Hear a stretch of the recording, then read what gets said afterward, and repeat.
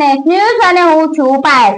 સમાચાર સારાંશમાં પંચમહાલ એલસીબી પોલીસે પાસા હેઠળ નાસ્તા ફરતા એક આરોપી નામે સોહેલ અયુભાઈ જમાલને ઝડપી પાડતી LCB police.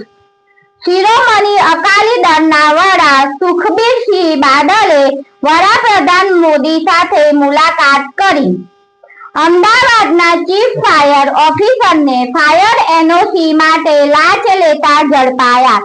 Chief fire officer Amit ડાંગરે અને વચેટિયા ભાવસિંહ ઝાલાને 36,000 લાંચ સાથે ઝડપ્યા। ઉત્તરાખંડની હલ્દવાનીની રેનુ ધરિયાલે સૌથી લાંબા વાળ 8 ફૂટ 10 ઇંચ રાખવાની ગિનિસ વર્લ્ડ રેકોર્ડ તોડ્યો।